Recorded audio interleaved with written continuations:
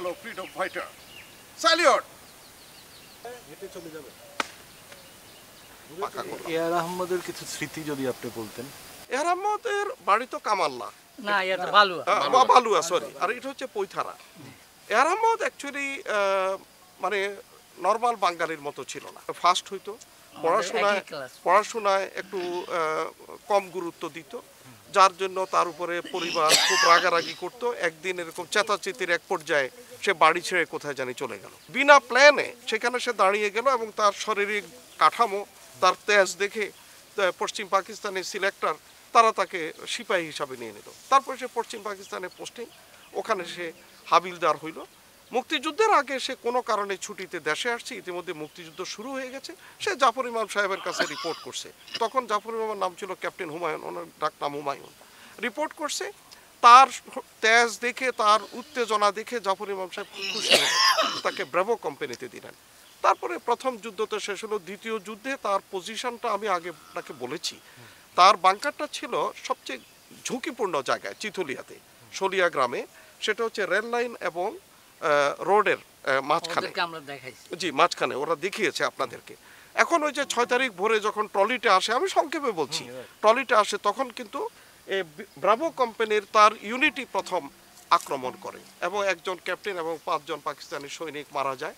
তখন সে একটু আবেগপ্রবণ মানুষ, তো জয় বাংলা বলে বাংকার থেকে বেরিয়ে ওই ক্যাপ্টেনের আপনার ব্যাজ, তারপরে এই ব্যাজ এবং রিভলভার, এটা হয়েছে কি যুদ্ধক্ষেত্রে একজন সৈনিক যদি একজন সিনিয়র অফিসারের আপনার ব্যাজ এবং ব্যক্তিগত অস্ত্র এনে যদি তার কমান্ডার কাছে জমা দেয়, এটা একটা বিরাট অর্জন এবং সেটা তাকে একটা সম্মানও দেওয়া হয়।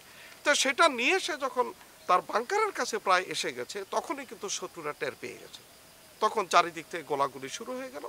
তার বাম কানের এখান দিয়ে আপনার এটা ঢুকে এদিক দিয়ে বেরিয়ে গেল, মানে সে শহীদ হয়ে গেল।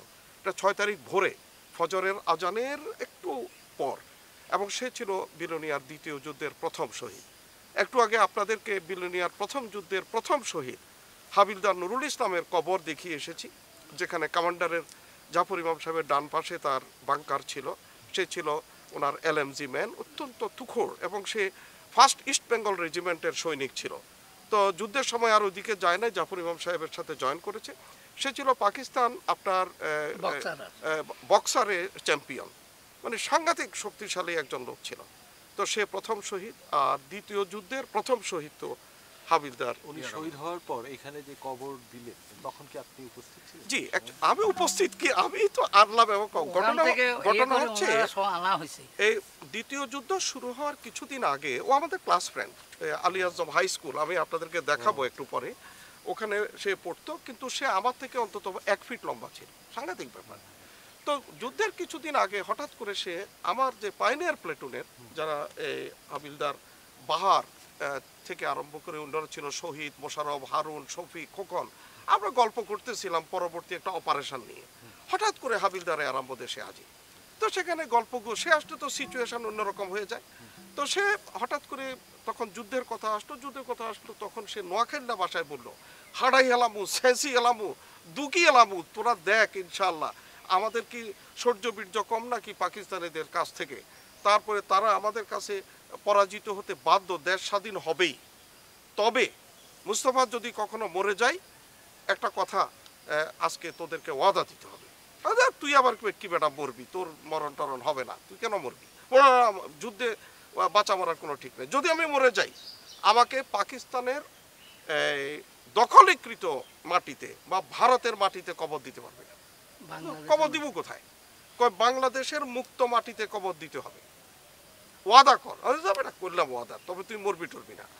তার ঠিক 5 দিন পরে আপনার অনুপ্রবেশ হলো 5 তারিখে, এবং 6 তারিখ ভোরে সে মারা গেল।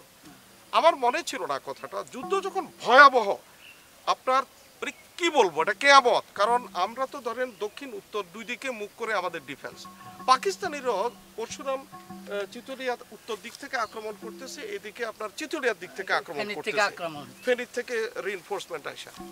এই যে ভয়াবহ যুদ্ধ, চতুর্মুখী যুদ্ধ, এর ভিতরে বিমান আক্রমণ, হঠাৎ করে আমার এর মধ্যে কথা মনে পড়লো। জাস্ট একটা লাস্ট ডিজায়ার করেছিল যে আমাকে মুক্ত মাটিতে কবর দিবি। তখন আমি আমার কমান্ডার মেজর জাফর ইমাম সাহেবের কাছে গেলাম, যে টাস্ক ফোর্স কমান্ডার, যে স্যার হাবিলদার আহমদ এরকম একটা কথা বলেছিল, এখন তো আল্লাহ পাক তাকে নিয়ে গেছে, তার শেষ ইচ্ছাটা আমরা পূরণ করতে চাই।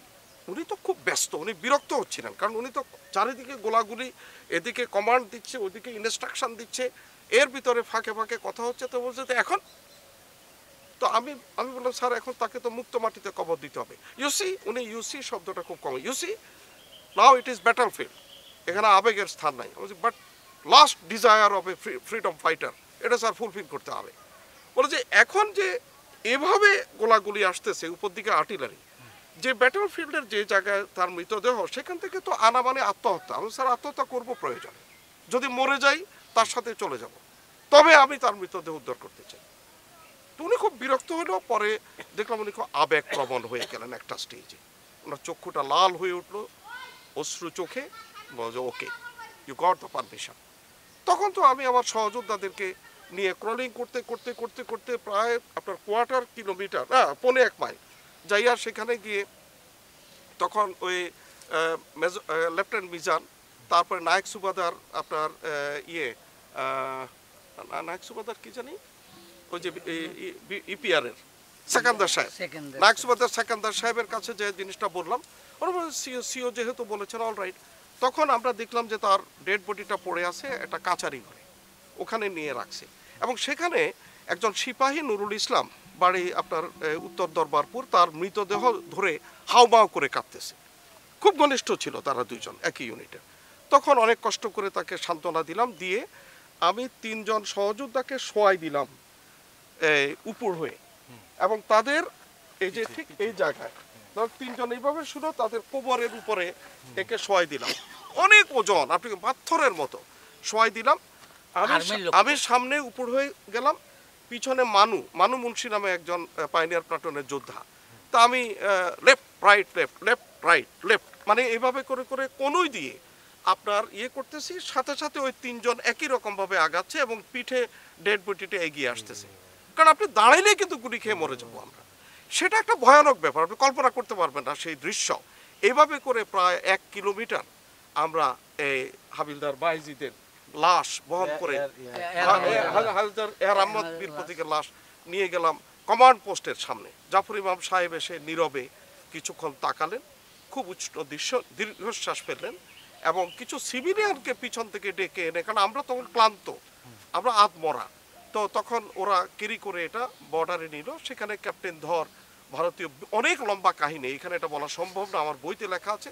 ক্যাপ্টেন ধরকে আমরা রিকোয়েস্ট করলাম, উনি সব শুনে ওনাকে, ওনার সিপাহীরা সহ খুব আপনার কড়া একটা সেলিউট মারলো, কাদা ছিটকে চারিদিকে চলে গেল, কারণ তখন একটু বৃষ্টির ভাব ছিল। তারপরে উনি ওনার বিএসএফ এর গাড়িটা দিয়ে দিল, ওনারা মার্চ করে চোত্তাখোলা আসলো। চোত্তাখোলা হচ্ছে এখান থেকে আপনার 1.5 কিলোমিটার হবে, জি 1.5 কিলোমিটার হবে এখান থেকে। তারপরে ওনারা দেখেন চোত্তাখোলা আসার কথা, কর্দমাত্র 10 কিলোমিটার দূরে আমরা আমাদের ব্যাটল ফিল্ড, এই 10 কিলোমিটার তারা মার্চ করে এখানে আসছে, কিন্তু গাড়ি আমাদেরকে দিয়ে দিয়েছে আমাদের স্পিরিট দেখে। তখন আমরা ওর ডেড বডি ওখানে আনলাম। ওখানে খাজা আহমদ সাহেব, আমাদের এমপি, ইউনুস চৌধুরী সাহেব ছিলেন, এখানকার কামালার না মোহাম্মদ আলী, এরা ছিল। ওরা এটা দেখলো, তারপরে বললো যে দেখো ওর গ্রামে এটা কবর দিতে পারবা না, তবে মুক্ত মাটি আছে পৈথারা গ্রামে, এখানে দিতে পারো। যে একটা মুক্ত মাটি হইল। তখন আমরা তার ডেড বডি সকলের সহযোগিতা এখানে আনলাম। পাকিস্তানিরা তখন কাছাকাছি ছিল, আমরা এখানে অ্যাকচুয়ালি একটা ডিফেন্স, টেম্পোরারি ডিফেন্স এখানে করলাম, যে যদি কোনো কারণে তারা আক্রমণ করে, যুদ্ধ করতে করতে যেন আমরা কবরটা দিয়ে ফেলতে পারি। কবর খোঁড়া হয়ে গেল, কিন্তু বিপদে পড়ে গেলাম। যখন এর আমাদের কবর নামানো হবে কবরে, আমি 2 জন ঠিক করে দিলাম, তৃতীয় জন বললো আমিও নামাবো। আপনি? বলে আমি ওর মামা, ছোট মামা। আসলে তারা 2 জনে খুব ঘনিষ্ঠ বন্ধু ছিল, একই বয়সে, 2 জনই অবিবাহিত। তো 3 জনে এটা নামানোর পরে 2 জন উঠে গেল, কিন্তু ছোট মামা উঠে না, ও কাইত হয়ে লাশের মতো এর আমাদের মানে বডি করে বললো মাটি দেন, 4 ফেলাই দেন। 4 মানে হচ্ছে যে বাঁশের যে ইয়েগুলো। আমরা বললাম যে আপনি উঠেন। বলে না, আমি উঠবো কেন, আমি আমার ভাগিনার সাথে আমিও কবরে, আমারে কবর দেন। আমি উঠবো না। তখন কি সিচুয়েশন, পাকিস্তানের এনি টাইম আক্রমণ করবে, কবর দেওয়াটা দায়িত্ব। তখন আপনার খুব তাগড়া কিসিমের 4-5 জন লোক আগে একটু ব্রিফিং দিলাম, তারা ফট করে নিচে নেমে আপনার হেঁচকা টান মেরে ওকে ছুঁড়ে মারলো, 7-8 জনে ঠেসে ধরলো, ইতিমধ্যে আমরা কবর দিয়ে দিলাম। কবর দেওয়ার আগে যখন এটা নামাই তখন বাংলাদেশের ওই হলুদ মানচিত্র খচিত একটা পতাকা নিয়ে আসলো ইউনুস চৌধুরী, ওটা দিয়ে আমরা মোড়াই দিয়েছিলাম। আখেরি সেলিউটটা দিলাম, একটা ছোট্ট মুনাজাত করে আমরা আবার ব্যাটল ফিল্ডে ফিরে গেলাম। আর স্বাধীনতার 25 বছর পরে এখানে এসে দেখি শিয়ালের বাসা, ঘোর জঙ্গল। তখন এটা পাকা করার দায়িত্ব নিলাম।